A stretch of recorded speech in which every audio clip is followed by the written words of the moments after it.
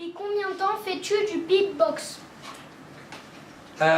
Depuis au moins 12 ans, je pense, parce que j'ai commencé à 14 ans le beatbox. Quand j'étais en 4e, t'es en quelle classe toi? En CM2. C'est bien. Donc moi j'ai commencé en 4e, et là j'ai 26 ans déjà, donc ça fait un petit moment déjà. Hein. Salut Ça Alem. va? Bien. Ouais. Alors c'est quoi tes top 3 beatboxers? Ah, mon top 3? Ouais. Ah, en beatbox, bon, je vais mettre Skiller en première position, parce que pour moi ça a vraiment été une grande inspiration, encore aujourd'hui quoi. Alors ensuite j'ai envie de mettre Kenny Urban, parce que j'aime beaucoup aussi ce qu'il fait. Et je vais mettre Alexis New aussi, dans mon top 3, bien sûr, nouveau champion du monde. Ah ouais. Et puis on a un peu le même beatbox. Ça fait plaisir? T'as une autre question? Non, c'est bon. Ouais, salut, tu vas bien? Ah, Ouais. je voulais savoir c'est quoi qui t'a poussé à faire du beatbox? Bah, ce qui m'a donné envie, c'est l'album de Rahzel. Tu connais Rahzel? Non. C'est le papa du beatbox, voilà, qui fait du beatbox dans le Bronx. Ok. Et il a révolutionné le beatbox, parce que c'est un des premiers à chanter et faire un rythme en même temps. Ah ouais. Et quand il a sorti son album en 2000, alors moi je l'ai pas écouté en 2000, mais il a sorti son album en 2000, moi j'ai halluciné, j'ai écouté cet album et moi ça a été un déclic. J'ai dit, mais en fait c'est ça qu'il faut que je fasse. Donc je faisais déjà un peu des bruits, tu vois, de bouche, je faisais des... Mais là j'ai écouté Rahzel, il arrive, il fait un vrai rythme, j'ai fait, ah ouais c'est trop bien, c'est ça qu'il faut faire. Ah, c'est stylé. Donc c'est vraiment Rahzel qui m'a donné envie de faire du beatbox. Ouais, c'est bon. Bah, bonne journée. Tu vas bien? Ouais. Tu préfères le lip stroll ou le technique? Ah, est-ce que je préfère le lip troll ou la technique? Ça c'est compliqué, tu vois. J'aime les deux. Évidemment, moi j'aime la technique parce que j'ai une formation en batterie, donc je suis hyper intéressé à faire des gros roulements, à aller chercher vraiment du détail dans les caisses claires, dans les sons. Après le lip roll c'est vraiment une autre proposition, là c'est vraiment une basse jouée avec le sub. Donc, bon allez, je vais dire la technique, parce que évidemment j'ai passé pas mal de temps, mais le lip roll c'est un son très important aussi, ouais. Ouais, carrément. Hey, ça va? Et toi, bien? Tranquille. J'ai une question. Ouais. World Beatbox Camp, tu y es allé? Ouais, 2 ans, ouais, 2 fois. Les tag teams, Mhm. où il y avait Gang Hoss, Ouais. Gang Wolf, versus Mr. Fish.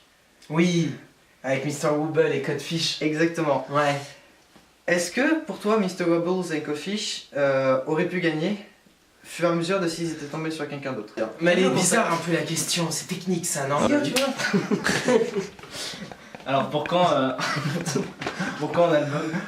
Un album? Un album. Pas tout de suite. En fait, c'est compliqué pour moi de mettre du beatbox sur un audio finalement, parce que je trouve que le beatbox, ça se regarde, tu vois, c'est du live, ça se ressent en live. Et dès que c'est sur un album, c'est compliqué parce que bah tu ressens pas en fait le mec quoi. T'écoutes un album, alors si t'es pas beatboxer, c'est encore plus compliqué. Si t'es beatboxer, bah tu retrouves des sensations parce que tu les connais les sons.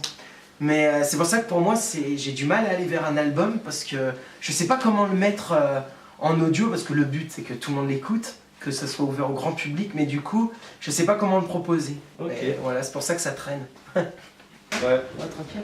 Je vais te poser une question. oui. La NASA en fait, Ouais. elle profite d'aller sur la Lune. C'est quoi les 3 sons qui t'ont pris le plus de temps à apprendre? Les 3 plus compliqués? Ouais, les 3 plus compliqués c'est le lip roll, hein, comme on a vu tout à l'heure. Ouais. Celui-là, là, j'ai pris beaucoup de temps. Vraiment, je pense que j'ai mis 6 mois à réussir à le faire.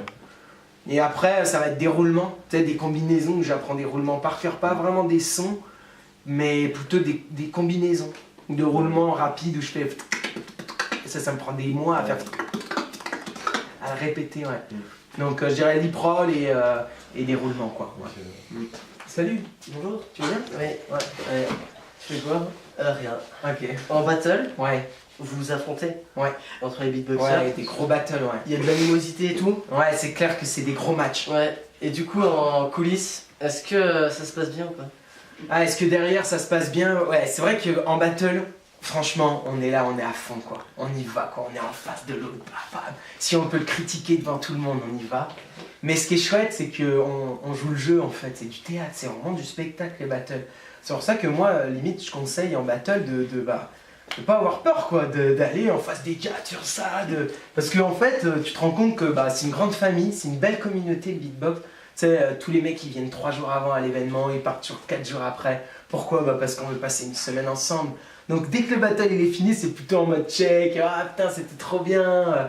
Ah là, vraiment, putain, c'était chaud. Tu vois, ça se passe vraiment bien, quoi. Et ça, c'est important, je pense. Et c'est aussi pour ça qu'on peut jouer le jeu à ce point-là, tu vois.